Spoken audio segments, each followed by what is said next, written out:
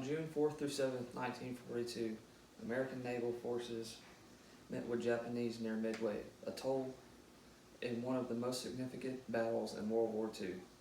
Today I'm here to inform you on the importance of the Battle of Midway. If the Japanese would have won, our lives as Americans would be completely different today.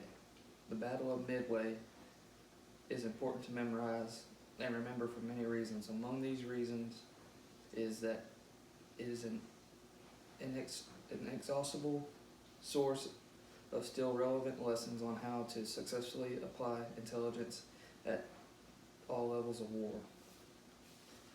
Personally, the Battle of Midway is my favorite war from World War II because it shows that with teamwork anything is possible. The Battle of Midway had many key points throughout its entire integrity, which include the bombing of Pearl Harbor and the Battle of the Coral Sea, which led up to the Battle of Midway. The United States and Japanese commanders, and most importantly, the location.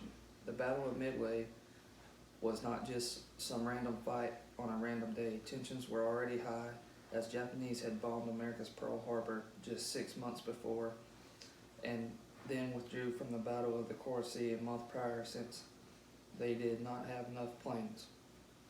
The Battle of Midway is where the Japanese planned to end America.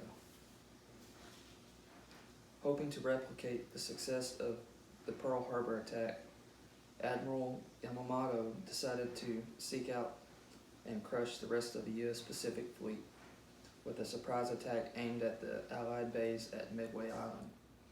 Midway is located in the Pacific Ocean, almost directly in between the United States and Japan. Both commanders were very intelligent and had much success under their belts. By the time the Battle of Midway came around, each commander had their own way of going about outsmarting the other.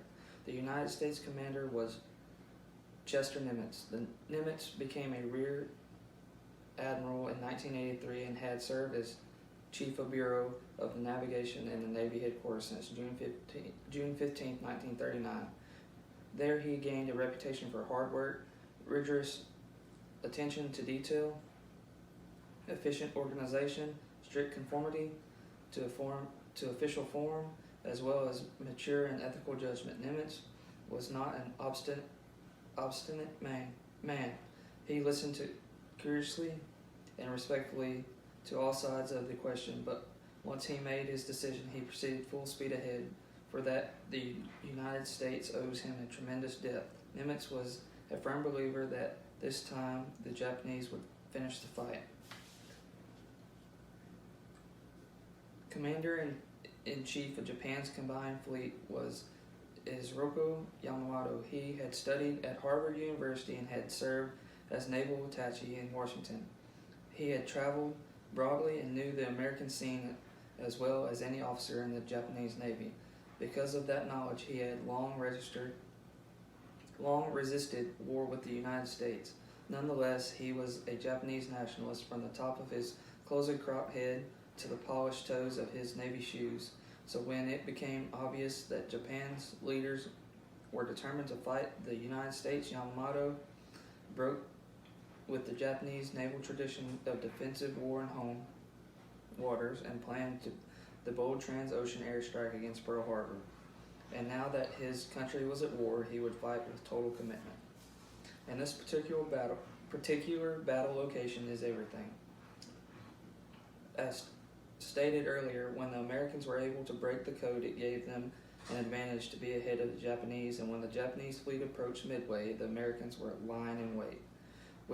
With Japanese fleet so widely dispersed, Yamamoto had to transmit all strategy over the radio, enabling naval cryptanalysts based in Hawaii to figure out when Japan planned to attack, June 4th or 5th, and the planned order of the battle of the Imperial Japanese Navy. With this information, Admiral Chester Nimitz, Commander-in-Chief of U.S. Pacific Fleet, could develop a plan to combat the invasion. On June 6, Yamamoto ordered his ships to retreat, ending the Battle of Midway, and all Japan had lost as many as 3,000 men, including more than 200 of their most experienced pilots, nearly 300 aircraft, one heavy cruiser, and 4 aircraft carriers in battle, while the Americans lost the Yorktown and Hammond, along with around 145 aircraft and approximately 360 servicemen. As a result of the U.S. victory in the Battle of Midway, Japan abandoned its plan to expand its reach in the Pacific and would remain on defensive for the remainder of World War II. The battle injected U.S. forces with confidence and drained Japanese morale, turning the tide of the war in the Pacific strongly in favor of Allies. The Battle of Midway was not an easy battle for the United States to win. It took multiple long days filled with fighting to get the Japanese to retreat. The Battle of Midway had many things leading up to it, with the great commanders in a very strategic location. Just think about where we would be today if the Battle of Midway would have not gone our way.